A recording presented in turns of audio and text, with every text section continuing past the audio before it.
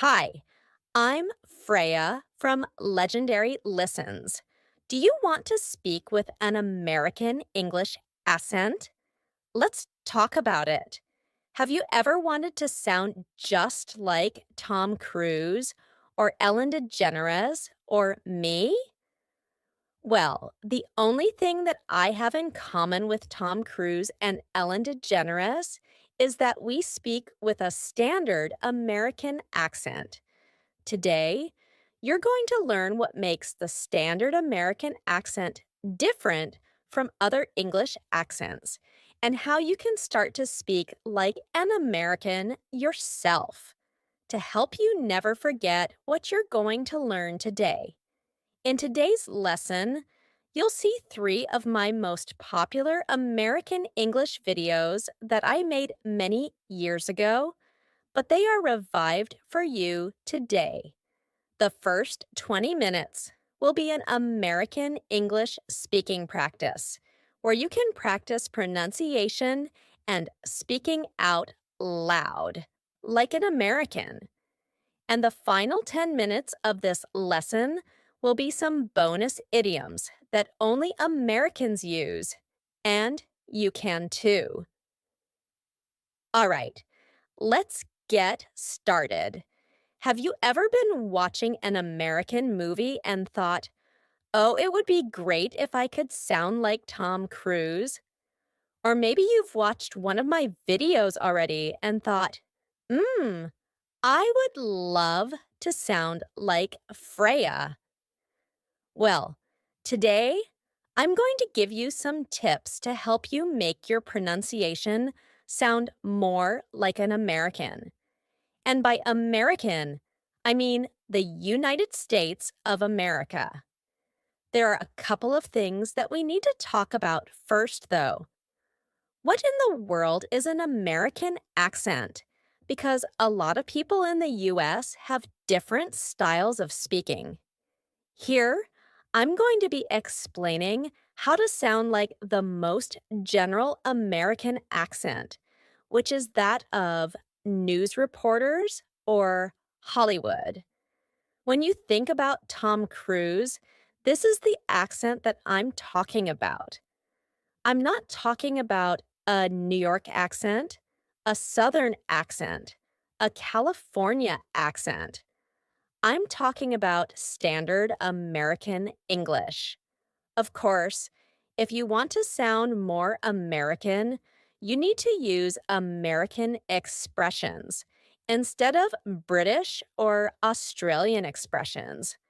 So, if you would like to know some differences between these expressions, make sure you check out the playlist that I'll link here and in the description.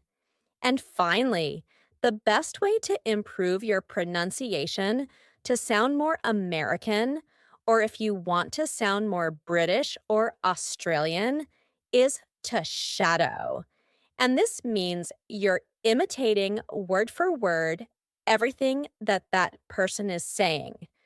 You're repeating directly after the speaker.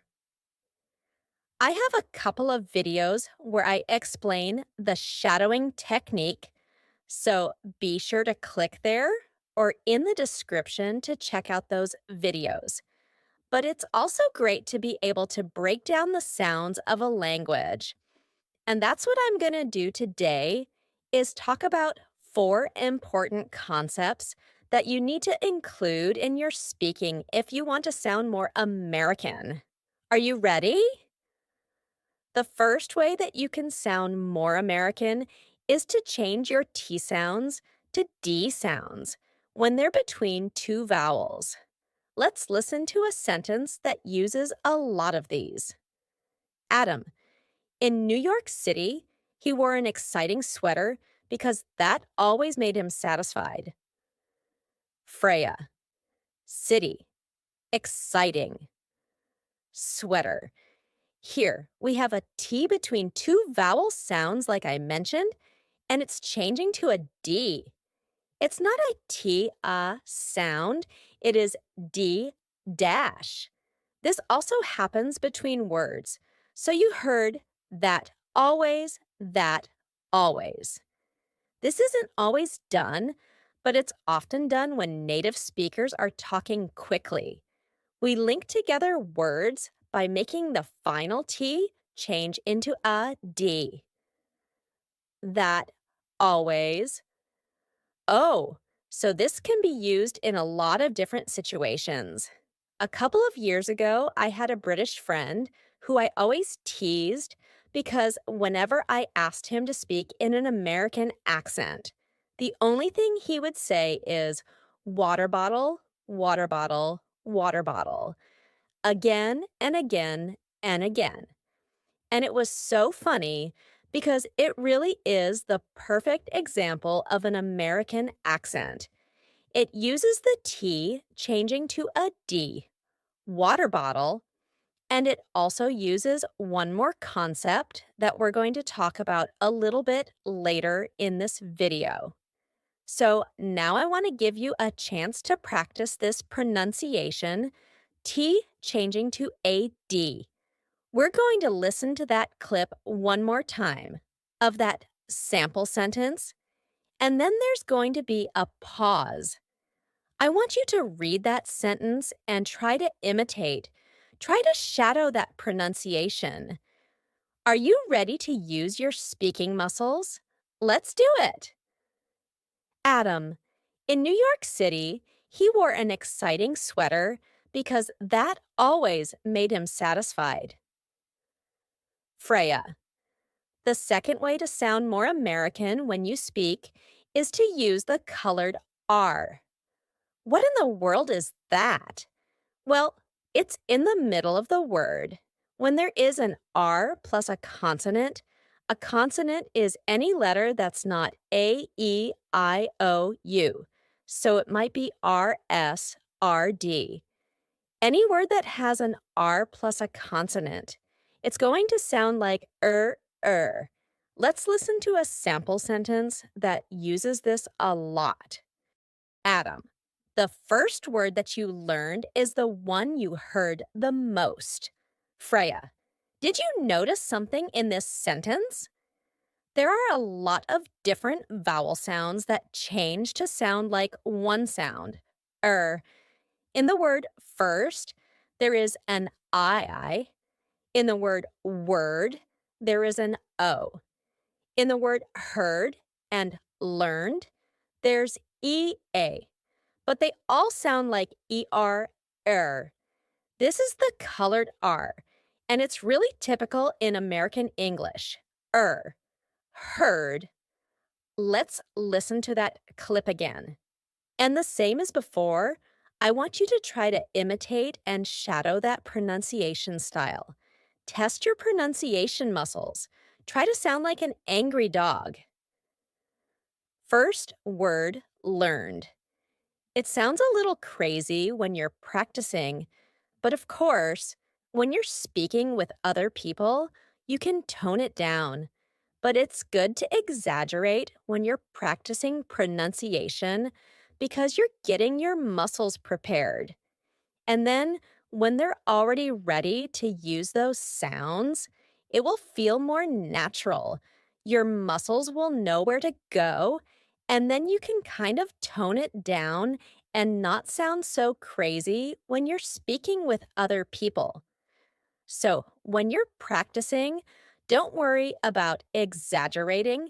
The first word that I learned, take it easy, try it yourself, and let's listen and pause. And it's your turn to speak. Adam, the first word that you learned is the one you heard the most.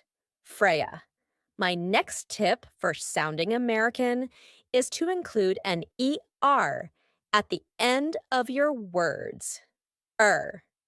This is really typical in American English. So before I explain it any further, let's listen to a sentence that includes this a couple of times.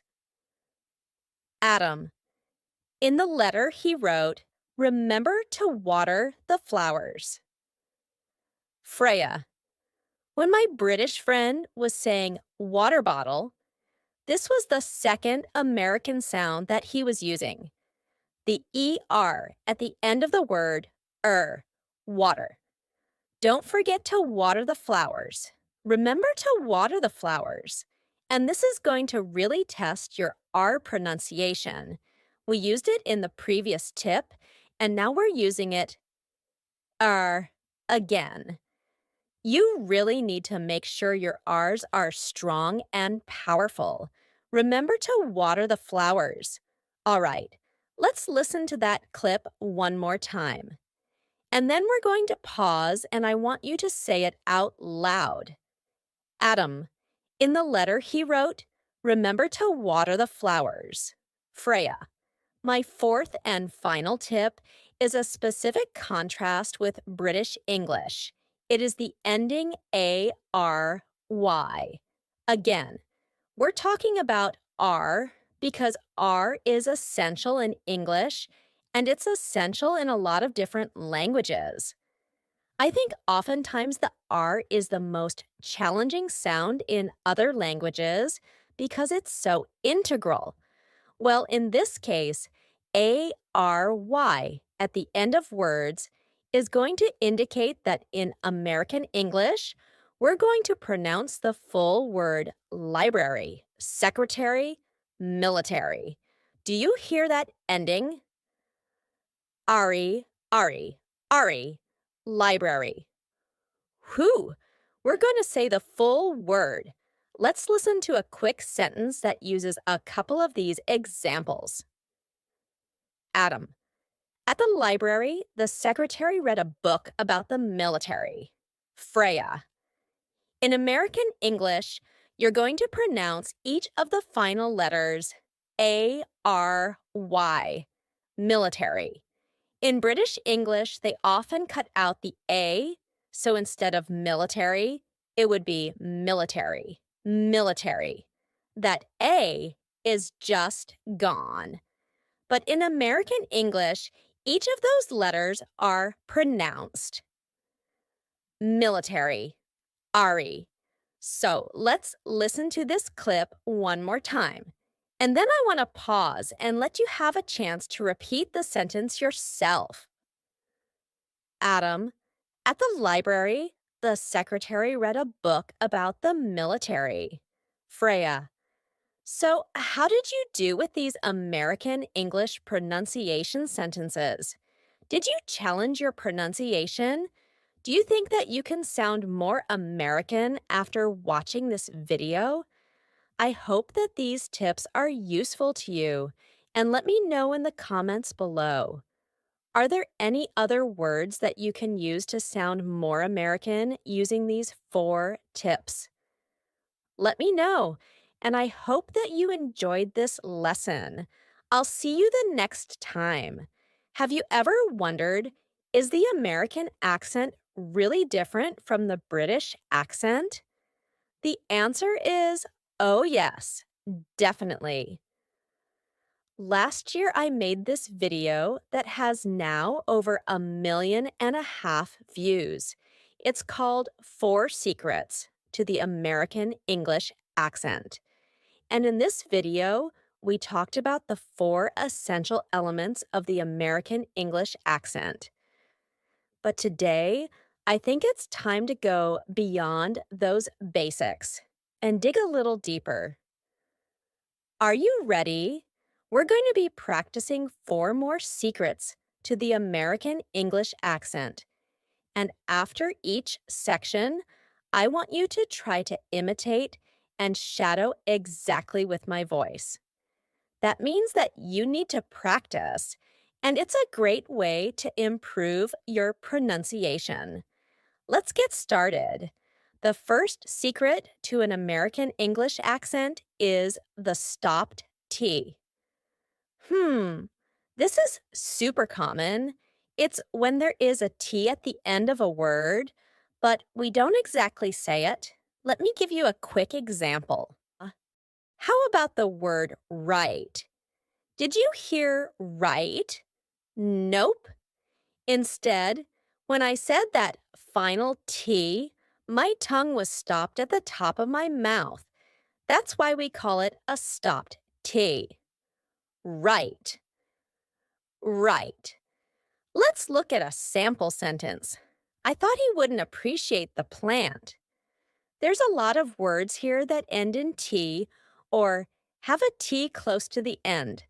Listen carefully again. Do you hear any of those T's? I thought he wouldn't appreciate the plant. For each of those T's, my tongue is stopped at the top of my mouth. Let's look at another sample sentence. I bought some meat and took it outside. Almost each of these words that end in T have a stopped T. Let's listen one more time. I bought some meat and took it outside. The word outside has a T in the middle, but because this word is kind of two words put together, out and side, we're going to have a stop there in the middle. This is a little bit of an exception. All right, let's go back to that original sentence, and I want you to try to say it out loud with me. Now that you've heard a lot of different examples, I want you to speak out loud, use those pronunciation muscles, and speak. Are you ready? I thought he wouldn't appreciate the plant. I thought, is your tongue stopped at the top of your mouth? I hope so. I thought he wouldn't appreciate the plant. You know what I'm going to do? I'm going to pause and I want you to say the sentence all by yourself. No matter where you are, I'll be listening. So make sure you speak out loud. Go ahead. Great work. All right, let's go on to the second secret of having an American English accent. Number 2 is the glottal T. Oh, we're talking about the letter T again. I've gotten a lot of comments about how to pronounce the word sentence. Sentence or sentence? Ooh, I say sentence. And I've gotten so many comments of people saying, Freya, why do you pronounce it like that? How did you say that? Well, this is a lovely concept called the glottal T. Glottal, glottis, is kind of a scientific term for something in your throat. I don't think I can scientifically explain it, but listen to these words and see if you can hear my throat stopping the T in the middle of the word. Listen carefully. The winner of the International Winter Olympics has gotten an important award on the internet. There's a lot of T's in the middle of words. Let's break down the sentence a little bit. There are two different ways to have the glottal T. The first one is with an NT. So, for example, the words international, winter, internet, sentence. In these words, the T is just gone. So here we have an NT, usually plus a vowel. And you're going to say sentence. You can say sentence with a T. It's fine, but you're going to hear native speakers when we're speaking quickly. You're going to hear us completely cut out that T sentence. Winter, international, internet. The other way to use the glottal T is with words that have a T in the middle, not necessarily an NT, but have a T in the middle. Sometimes the double T, sometimes it's not. For example, the words button, gotten, eaten, important. Do you notice that my throat is stopping that T sound in the middle of the word? Listen again. Button, eaten, gotten, important. Here, my throat is doing some important work here to make that glottal T sound exactly the way it should. Before we practice that sample sentence again, I want to share what I found when I was doing a little bit of research about where this glottal T came from. I found on Wikipedia that it was first mentioned in Scotland in the 1800s, and a dialect worker who was doing some research about different dialects said, It's considered a lazy habit and may have been in the dialect for hundreds of years. So it's possible that Americans got this glottal T from Scotland, possibly? I don't know. But in any case, it is kind of considered a lazy habit. But Americans have picked up a lot of that in our natural way of speaking. Okay, let's go back to that sample sentence. And I'm going to say it a couple of times.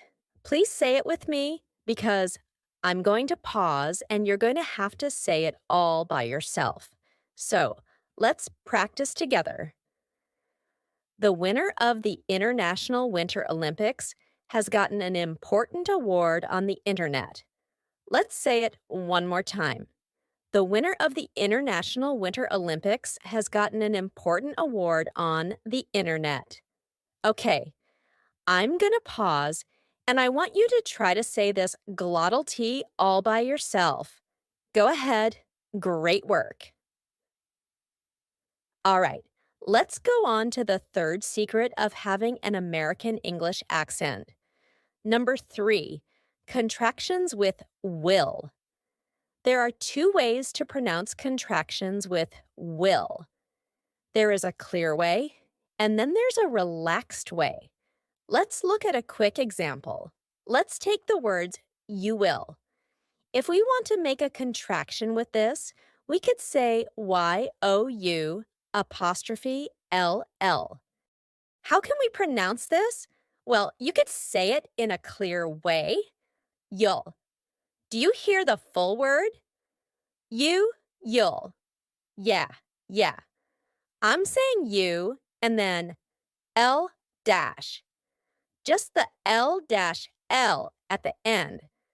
But what if we want to say this in a relaxed, maybe lazy way? Well, instead you can say you'll. You're only saying kind of like Y-U-L-L. You'll. Let's look at another example. This is kind of a crazy sentence, but it uses this concept a lot. First, I'm going to say it in the clear way, and then we're going to say it in the relaxed way. He'll go if you'll go, and they'll go if we'll go. In each of these contractions, you heard that full pronoun. He, you, they, we. But let's look at it when it's relaxed. And this is going to help you sound a little bit more natural, like an American English speaker. He'll go if you'll go, and they'll go if we'll go. In all of these, there's an L sound. He'll go if you'll go, and they'll go if we'll go. I didn't say we'll go. I just said the first letter, W plus U-L-L. Will. Let's go through each of the contractions that use will so that you can hear this in a natural way and in a sentence. You'll get the car. He'll get the car. She'll get the car. We'll get the car. They'll get the car. Let's say that sample sentence one more time together. I want you to speak out loud, and then you'll have a chance to say it by yourself. He'll go if we'll go, and they'll go if you'll go. He'll go if we'll go, and they'll go if you'll go. Now, it's your turn to say it by yourself. Go ahead. Excellent work. Let's go on to the fourth and final secret of having an American English accent. Number 4 is linking the S plus a vowel. Listen to this sentence. How's it going? How's it going? What about this sentence?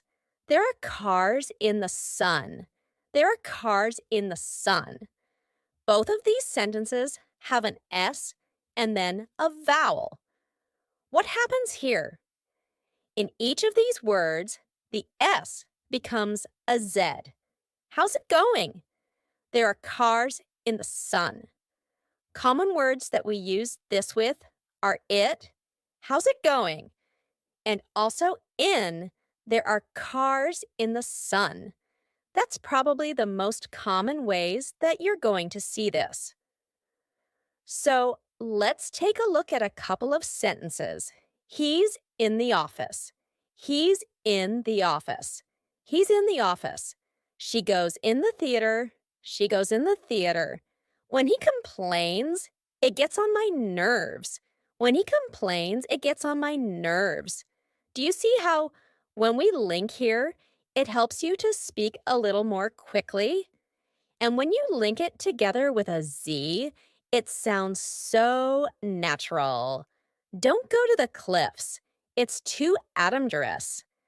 If we have a pause here, you could just say an S, don't go to the cliffs. It's too adamderous. But if you say this quickly, and that's kind of our key here, then you're going to link it together with Z. Don't go to the cliffs, it's too adamderous. Cliffs, it's too adamderous. All right, let's say together those two original sentences. Please say it with me. Use those pronunciation muscles, and then I'm going to pause so that you can have a chance to say it all by yourself. How's it going? How's it going? There are cars in the sun. There are cars in the sun. Okay, now it's your turn. Say it all by yourself. You got this. Great work. That was a lot of pronunciation practice. But before we go, let's do a quick review. If you'd like to say these sentences out loud with me, please do that. That's the best way to improve your pronunciation and also just to remember these concepts. I thought he wouldn't appreciate the plant.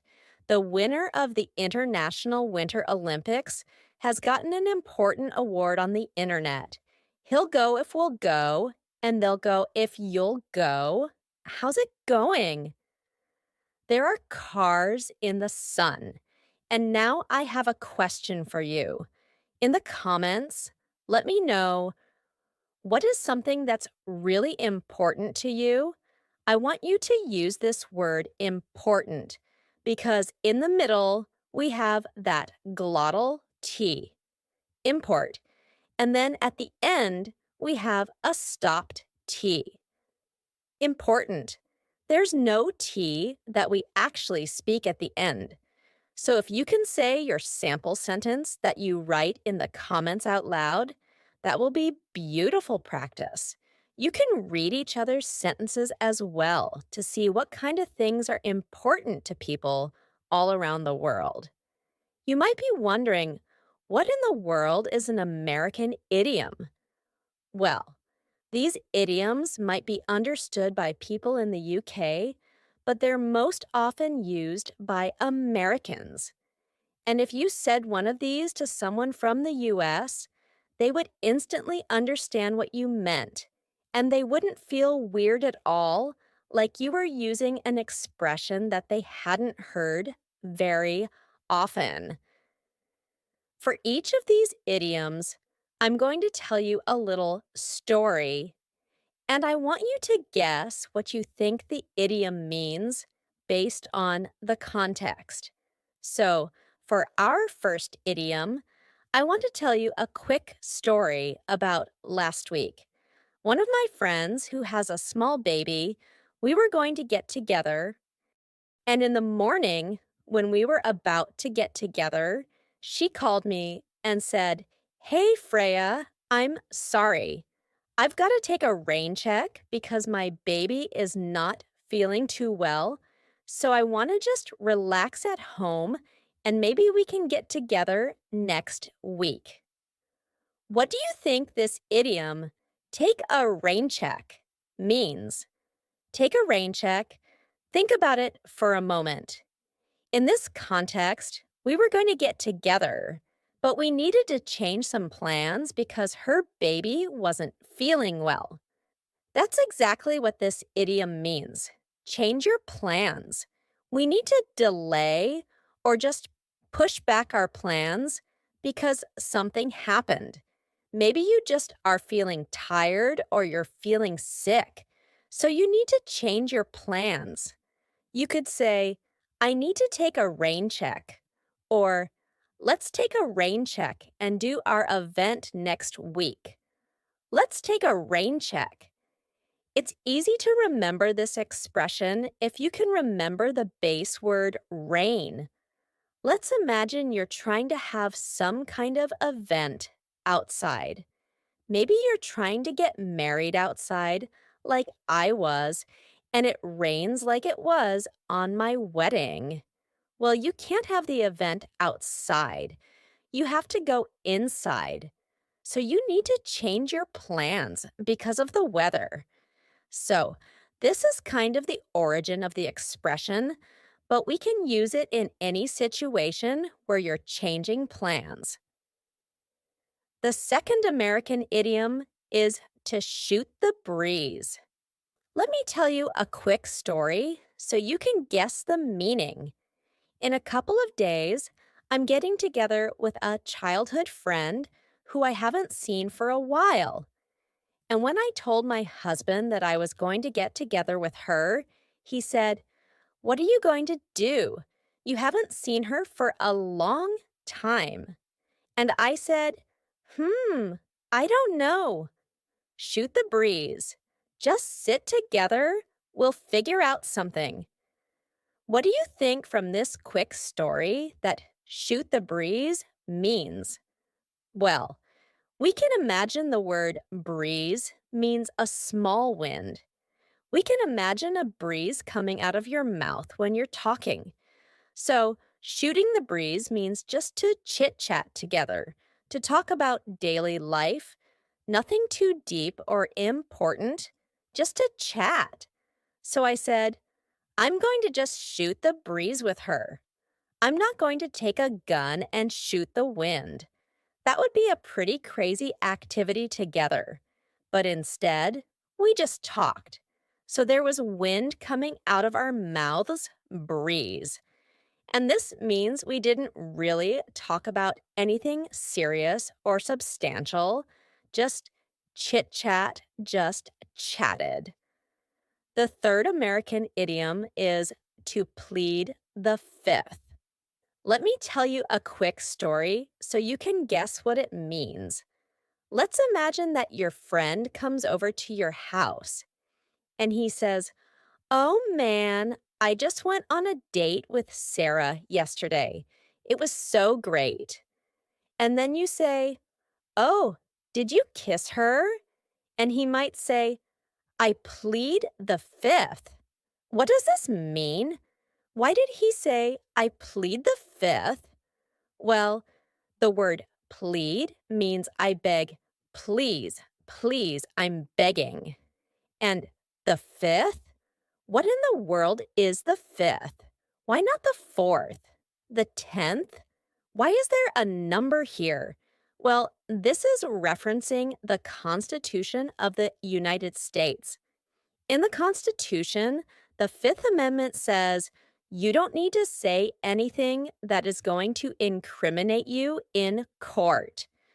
But when your friend was talking to you about kissing a girl on a date, was he worried about going to court or going to jail? Number. So, let's talk about the original meaning of this expression, the political meaning, and then we'll talk about how it got interpreted in daily conversations. Well, let's imagine that you're driving really fast and a policeman pulls you over and you roll down your window and he says, "Excuse me, have you been drinking alcohol? Have you been smoking weed? Have you been doing drugs?" You could say, "I plead the fifth." And this means you know that it's the law. You don't have to say anything to him that could make you get in trouble with the court later. If he's going to take you to court, you're going to say it in the court. You're not going to say it in this informal area in your car. You want to make sure that there's a lawyer. You want to make sure that it is done the right way. So you could say, I plead the Fifth because that Fifth Amendment of the Constitution says you don't need to answer his questions. You don't need to say that. In daily life, we often use this when we don't want to answer a question. So you asked your friend, "Did you kiss her?" And he said, "I plead the Fifth." This means he doesn't want to answer your question. He doesn't say, "Legally, I don't have to answer your question." No, this is just colloquially. He's saying, "I don't want to answer your question." But there is a subtle meaning here. When you use this in daily conversation, it means, "I don't want to tell you, but your answer is correct." So he said, "Did you kiss her?" And he said, "I plead the Fifth." Really, it means, "Yes, but I don't want to tell you." So if you use this expression, you're not really hiding the truth. You're telling them what they already know, but you just don't want to say it. So let me give you one other quick situation. The other day, I was sneakily eating a piece of chocolate in the kitchen, and Adam, my husband, walked into the kitchen and said, "Did you eat the last piece of chocolate?" Well, I had eaten the last piece of chocolate, and I said, "I plead the Fifth." And this means I don't want to tell you, but it's true.